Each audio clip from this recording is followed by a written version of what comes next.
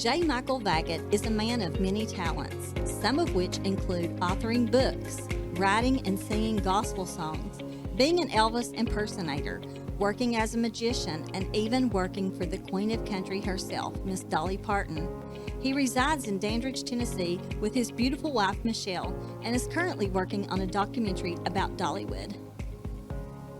Welcome, Joe, to the Christy Adams Show. Thank you. Thank you for being here. It's so nice to have you. I'm so happy that you agreed to be a guest. Well, I'm so happy that I finally got to meet you in person. We've been friends for a long time on Facebook, and thank you very much for the invite. Oh, you're welcome. Yeah, we have.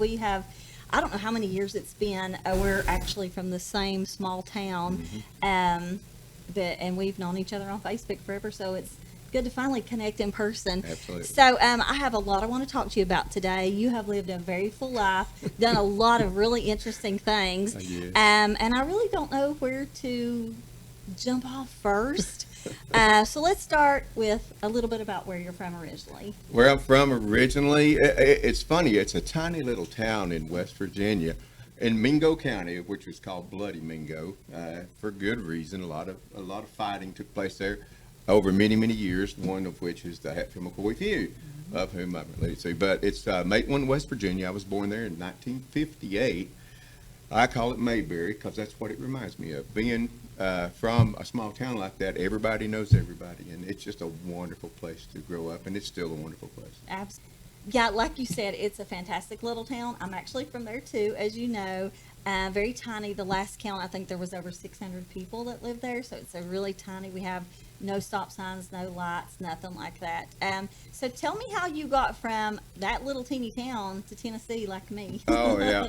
Well, it was good and bad circumstance. We used to come down this way on vacation all the time when I was a kid. We would stop here for a few days and see the sights, and then we'd go on to Florida.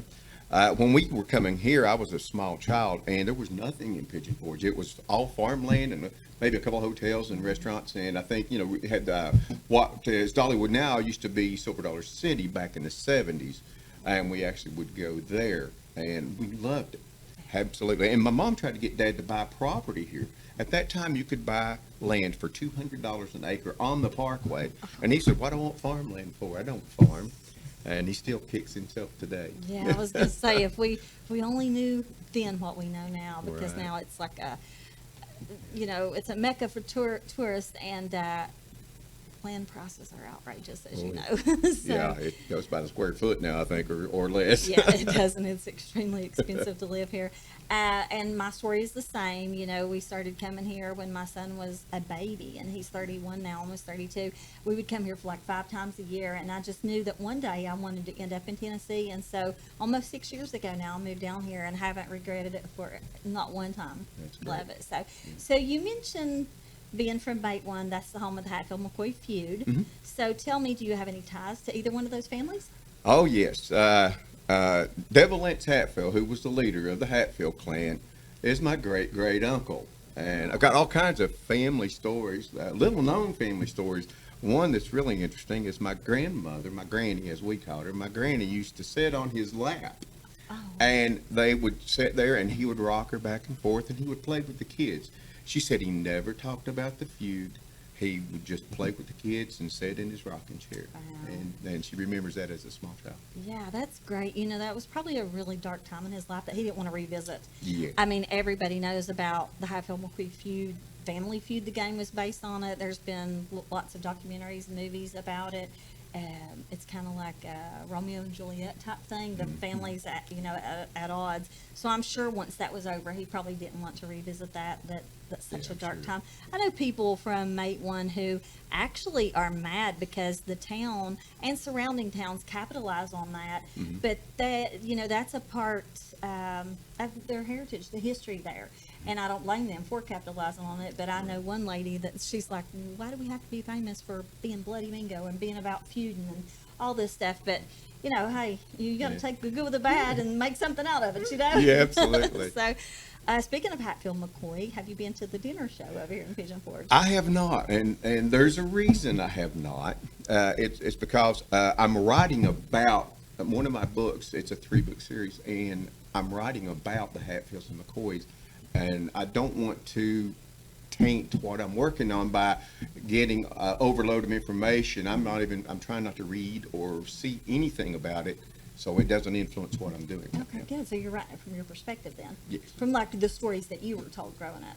Yes. Oh, that's fantastic. That's fantastic, because a lot of people do take information and then just build on it, and who knows, by the time, you know, somebody writes 10 books and somebody else writes 10 off that, who knows if the truth gets watered down, or even Yeah. things get added to. Absolutely. So if you're writing something from your own perspective based on stories that you were told, that's great. Yeah, Yeah. I'm really happy for you. So let's move in that direction. So, Uh-huh. you know, I know you've done a lot, and we'll get to all of that, but writing is your first love and writing is your passion. Yes. Tell the viewers about how your first book was born. Oh, well, my first book, you're talking about this one, I think. I am talking about that. And book. this I actually brought to you to Oh, keep. thank you. I signed it for you. Thank This you. is called Bet You Can't Stick a Fork in My Eye, and other stupid things I've said and done. Now, that's a crazy title. There's a reason for it. This book is full of true stories. I am probably the most accident-prone person in the world. And I don't mean normal accidents. I mean, yeah, I've been hit by a car, but not just once, more than several times. goodness. I've been set on fire several times. I've been stabbed with a Tabasco bottle sauce that fell out of a refrigerator and went through my foot. And that happened at Dollywood. Oh, my goodness. But so many accidents that when I would come to safety at Dollywood, they just say, only you could do something like this. Safety's huge at Dollywood. We both Yes. know that. Yeah.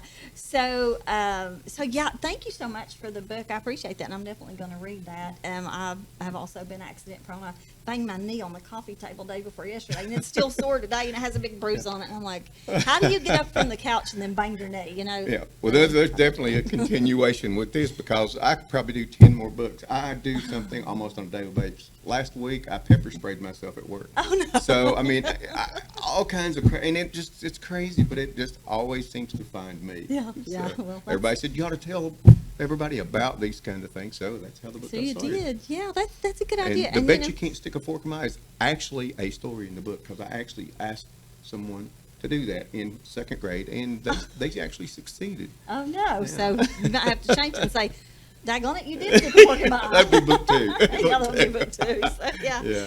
So, from you know, reading your bio, doing a little research on you, you've gone from writing about yourself to writing in another genre. Mm-hmm. Tell me about that book. It's paranormal vampire. Yes, it's basically hillbilly vampires, but it's not as hokey as it sounds. That's this book here. It's called Blood Feud, Book 1. It's a 3-book series. Blood is thicker than water. Now, the way I come up with this one is, like I said, it involves the Hatfield-McCoy feud. It takes place in 1965, but the feud is still going on because they're still alive, but they're undead. But how I came up with the story of vampires is the whole area was settled by Europeans. That's how my family came there. My grandmother came over on the Queen Elizabeth from Budapest, Hungary. Oh, wow. My background in my dad's side of the family is Hungarian and Polish. And on my mom's side, this is where I got the attachments with the Hatfield clan. And now my wife that I'm married now is a McCoy. So that works out really well. Oh, So wow. it really doesn't matter whether she's Hatfield or McCoy, she still rules the house. So either way, she Well, wins. there you go. But that's how I came up with the storyline on that one, is good. because it basically goes with my family history and where I'm from. Good, good. Listen, right now, if you'll look around, we've all seen, you know, all the, I don't want to mention any names, but the paranormal stuff is really hot right now, and the vampire stuff is too, especially among younger people, Yes.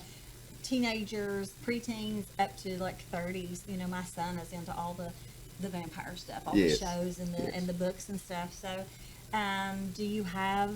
You said it was part of a 3-part series. Yes. When is the next one coming out? Book 2 comes out August 30th. Oh, okay. So book 2 will be out, and then shortly after that, book 3 will be out. Okay, And then good. I've got an inspirational book that I'm writing about all the things that God has done in my life and the Oh, miracles that's wonderful. that I have been blessed to have in my life. Good, good. I'm glad, you know, I love to write too, but I'm glad that you're really doing something with it. I have so many people that say, how do I get started writing? And I had one of my first guests, Amy, she also is a writer, and she talked about how people ask her, how do you get started?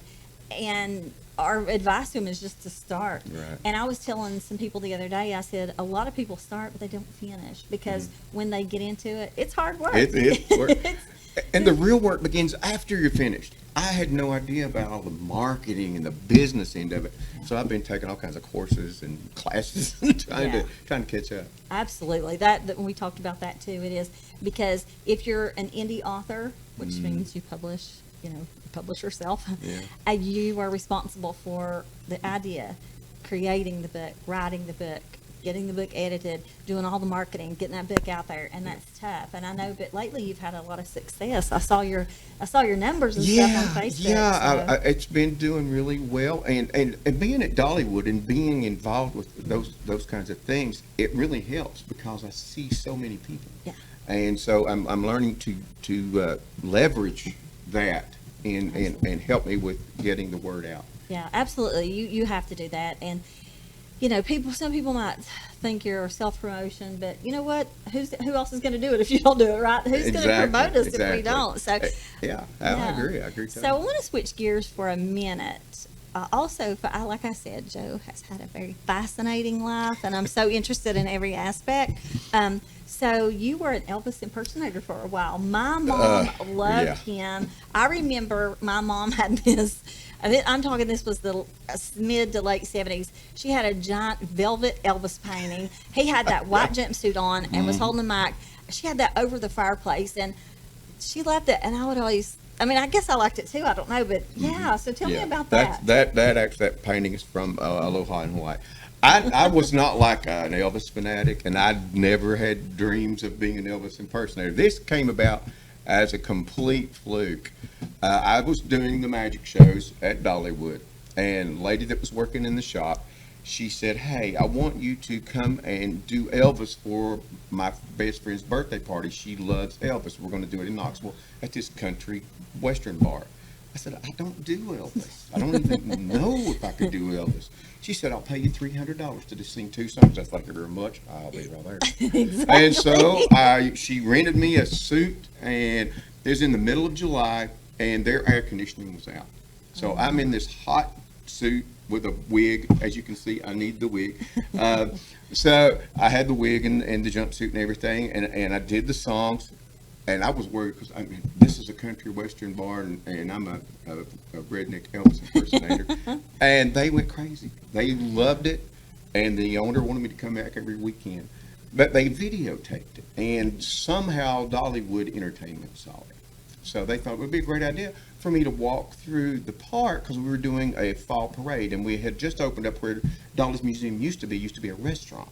And we had a fake radio station in there. I was a fake radio DJ, and I would do that. Well, they thought, well, why don't you do some Elvis mini concerts after the parade? You walk and sing through the parade, and then you do the mini concerts. We went into that the first day, walking through the park. We never finished the parade because I got mobbed. Wow. They had to put me in a car with security. People would try to literally rip my clothes off, and they stole my scarf from my mom. My mom was there, so I gave her a scarf, and they stole the scarf from her. Wow. She wasn't that concerned about it. But that's how I got started, and I did a Christmas party at Dollywood that was booked, and this guy came up after the fact. He was the president of the International Elvis Impersonators Association. Oh my goodness. And he offered me a contract to travel full time just doing Elvis shows, and I, of course, said no. You said no? I said no. Why did you say no? Because there was only one Elvis, and there's some great guys out there, and that wasn't my goal, and as much as I love singing, I will stick with the gospel music and doing a few occasional karaoke Elvis songs. Yeah, this town is loaded with Elvis impersonators. Oh, yeah. Just right down the road, you can just listen. You can't throw a dead cat and not hit one. But people love Elvis, and last summer I was blessed enough to go to Graceland for the first time. Yeah. And I have a big story I'll tell you later about Fantastic. that. It was quite the story about how I got in. Wow. Kind of just walked right past. Kind of just walked on in. Yeah. They opened the gate and I went on in. I didn't have any tickets or anything. I was just like, hey, the gate's open, I'm going to go on in. I didn't go in the house, but I went all around the grounds. Sometimes you know, you just got to so- walk in like you own the place, and they don't even question That's it. what I told the person that was with me. They were like, "We're going to get caught," and I said, Yeah. "Pretend like you fit in. As long as you just pretend like you fit in, nobody knows any different." Oh, so, yeah, absolutely. yeah. So you mentioned working at Dollywood. So let's Yes. go there. You Sure. worked at Dollywood for what? How many years now? I worked there for 32 years, 20 official Dollywood years. Because when you work for lease shops, it doesn't count for Dollywood years. And so I did the magic show for years. That was a lease shop. I also got hired on. I was the only man in an all-female shop called Ragtimes. I weaved baskets, made floral arrangements, and made rag rugs, and we sold the things there, and I taught people how to do it. We sold kits and everything. And so I would sit out front because they thought it was really unique. And they still had me wear my Hillbilly Joe, who was my magician character. I played this dumb hillbilly magician. They wanted me to continue that character as I did the rag rugs and stuff. Oh, wow. So it continued on with that. So, but the lease shops didn't count a whole lot. And but the way I got the job was really fascinating. I had just come into town, and I said, I just got here. I'm going to go to the Dixie Stampede, just have a good night, and then I'm going to go home, go to the motel, and tomorrow I'll go job searching. Well, they seated me next to this gentleman named Joe Dale, who worked at the gun shop and knife shop at Dollywood. And we got to talking, and he asked me why was I down on vacation. I told him, no, I was come down for work. And he said, well, Roger Dillard, the guy that works next to me, needs someone. And so I went in the next morning, and he hired me. And I started teaching people how to throw tomahawks, knives, and spears, shoot black powder rifles, and bow and arrows. And that was my very first job at Dollywood. It sounds like to me that you've always been at the right place at the right time. It's just things just kind of fall into your lap, and which is a good thing. It did, and anybody else looking from the outside would say, "Wow, he's really lucky," or "Wow, he just falls into everything," and it looks random. But when I look back over my life, I see God's hand in every single place. Absolutely. He took me out of situations to put me in better situations. Absolutely. I agree with that. That's what I say all the time. A lot of people say to me, my sister-in-law, she's like, you do things nobody else does. And I'm like, I don't try to make it happen. God brings the things to me. He really does.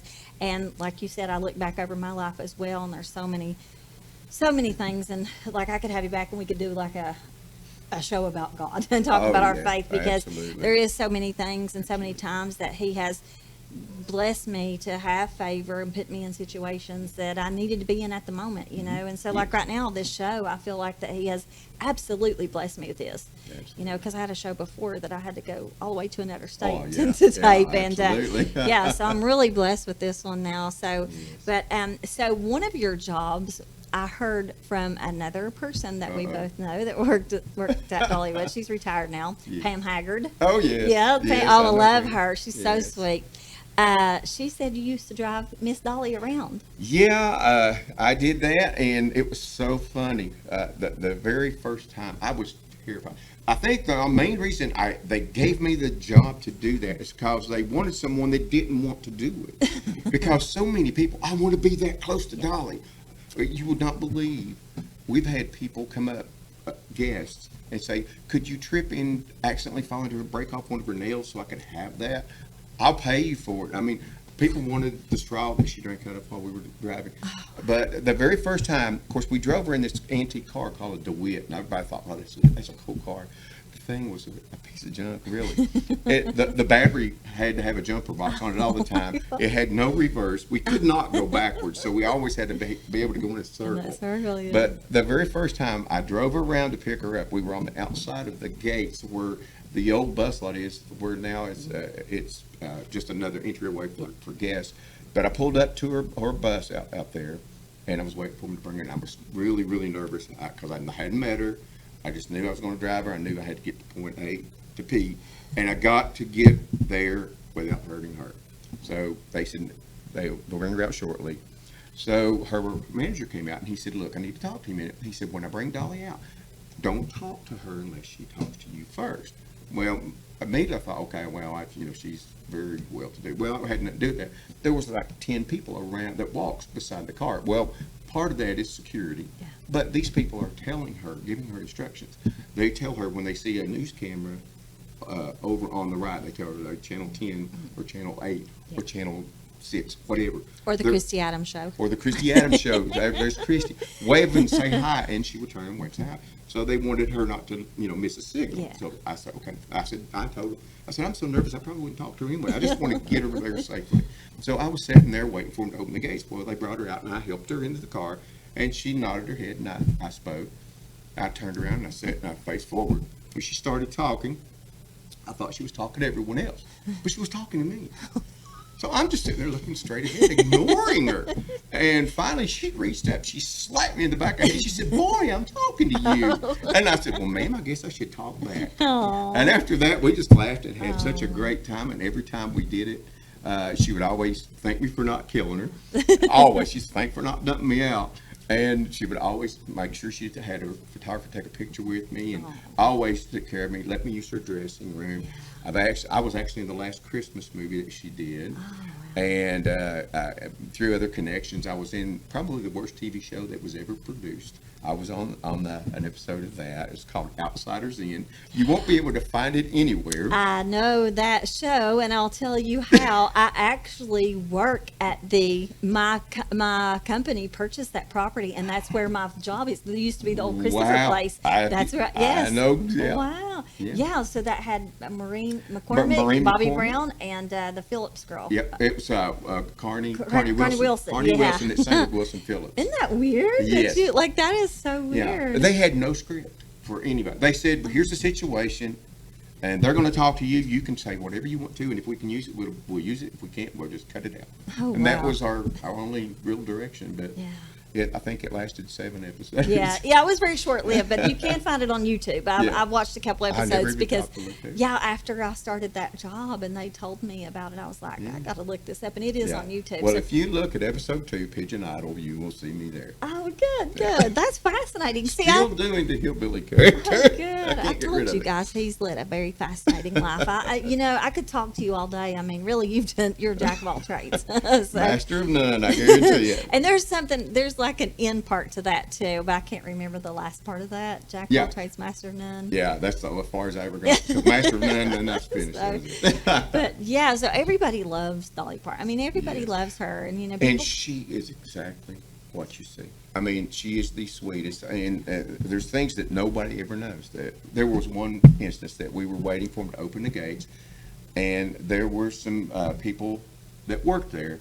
that were mentally challenged, and we had them there working, and they were so excited because there was Dolly. Well, she saw them, and she said, "Hold that gate." She got down out of that car and spent 20 minutes taking photos and talking with those children. Stuff like that nobody ever knows about that she does. I worked there for a couple of years in the farmhouse decor, like home decor store, and really did it for fun. I mean, I had always loved Dollywood, and I was going to jump back for a minute, talking about driving her through the park in 2012, because she used to be the grand marshal of the parade here in town, and then the next day she would go to the park and do her parade there, and that was the first time I ever saw her like in person. I always loved her. Listen, when I was 6 years old, I cried until my grandpa bought me her and Porter Wagner's one of their albums, and I think she was already gone from him, but I cried and cried. I was like, "Papa, please," and he did. He went and bought that album for me, and I played that thing out on his big stereo. But in 2012, I got to see her, and I was just watching the video the other day because I saved that, and I was standing on the little bridge there near Red's, and when she came through on that yellow PT Cruiser, the person I was with whistled really loud and said, "Dolly," and she looked over, and that thrilled me. I got thrilled in my life. So then when I worked there for 2 seasons, we got to do host pictures, how we do that. And of course I got to meet her, and she is really nice. And I also know what you're talking about. They tell you don't speak to her unless she speaks, but you know what? She always speaks. She's the most friendly person, and what she would sit there and that, I think that's why they tell us that, is because they know she'll talk forever, and so they try to stop it before it starts. Exactly. That's what I was going to say. It has nothing to do with her not wanting to talk. Exactly. And because at first I was like, when they told us that, I was like, gosh, that's, they say don't ever meet your idol because you'll be disappointed. And I thought, well, why wouldn't she want to talk to us? Yeah. But when we went up on the stage to take the picture, she talked to us Yes. every time that we done the host pictures. So yeah, she's a very kind lady, very sweet from all that I know Absolutely. of her. So yeah. Absolutely. So you just said a minute ago you were in the latest Christmas movie.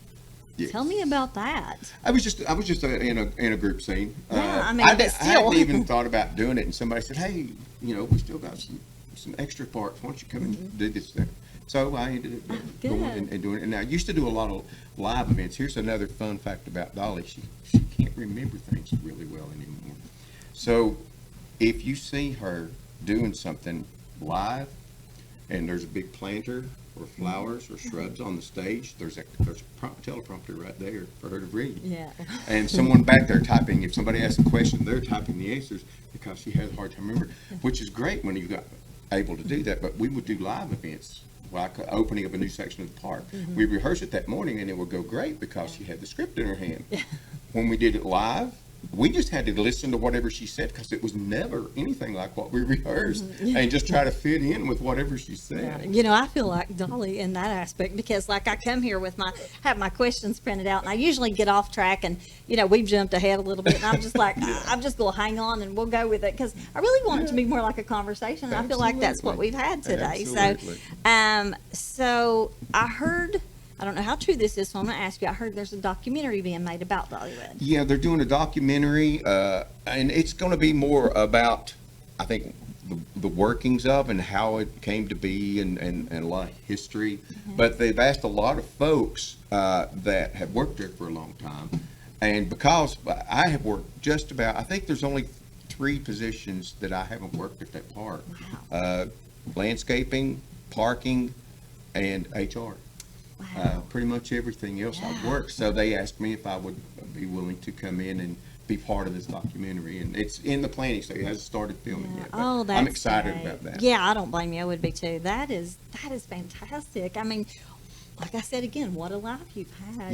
Yeah, who would have you've thought, blessed. coming from a small town like Matewan, West Virginia, that I would Absolutely. have done a movie and got books, and it's just I still pinch myself. I mean, it's unbelievable know that feeling, too. that God has blessed me so much. God can do anything. He really can. He can do things for us. Absolutely. And the Bible tells us He wants us to live an abundant life. But He also says that He wants us to prosper as our soul prospers. So first our soul has to prosper. Absolutely. We got to put Him first in everything, Yes. and then everything else will fall in place. Yes. So yeah. So as I said in the beginning, you have lived a very full life. What's next for you? What haven't you done that you want to do? Gosh, I don't know, honestly. I've got, like I say, a lot more books working. I'm trying to get myself physically back. I've been in martial arts since I was 5 years old and got black belts in several systems. That's how I got into security work and being around Dolly. That's one of the reasons they wanted me to drive her, because I played the comedian and the crazy hillbilly all the time on park. But nobody knew that my background before coming here was in security and bodyguard work because of my martial arts background. I've trained SWAT teams, police officers, and in hand-to-hand combat, things like that. But I had open heart surgery in 2019, got really heavy, a lot of issues, and then had neck surgery last year. But I vowed to get in the best shape of my life, and I've been slowly working on that. I was 200 pounds when I started. I've gotten down to better than where I was, but I've got a lot of work to do. But I want to get myself where I physically feel better too, as well as my personal life is going great. My business and writing and all that's wonderful, and I just want to be healthy enough to enjoy it for a long time. Exactly. That's what I was going to say. So many times people, and myself included, we focus on weight loss or like what we look like, when it really should be, and when we get older, like my age and your age, it becomes about our health. It's more about our health than what we look like. I'm like, I don't really care how big or little I am as long as I'm healthy. Yes. And especially after you've faced like your open heart surgery and stuff. It puts Yes. things into new perspective. So Yeah, and as I age, I've realized what's really important. Yeah, you know. absolutely, It yeah. changes it. yeah. Well, Joe, I want to thank you for coming on today. No, I have thank you. loved hearing all of your stories. I would love to have you back. Oh, and we anytime, could like go anytime. into more stuff because you are very fascinating. I've enjoyed this. I feel like Yeah. we've just sat down. It doesn't feel like we've been here Well, a few if minutes. I you come know, back so- again, that's great, and I can do some magic for you, or Absolutely. anything. I'll do anything you want me to do. Yeah, thank you. I Thank mean, you. I've thoroughly enjoyed it. Yeah, I have too. Thank you. So if you would like to purchase a copy of any of Joe's books, we'll have those graphics on the screen. We'll also link his social media accounts and the link to Amazon. Is that where they can get your books? Yeah, well, Amazon? you can get it at Amazon or any other, Barnes & Noble, Books a Okay, Million, okay. any book retailer. Okay, good. Yeah. So we'll link all of that on there. And I want to thank you guys for watching today. I hope you had as much fun watching Joe as I have talking to Joe. And remember, tune in next week for another exciting guest. I think you guys are going to love who I have on next week. And remember, always dream big because big dreams do come true.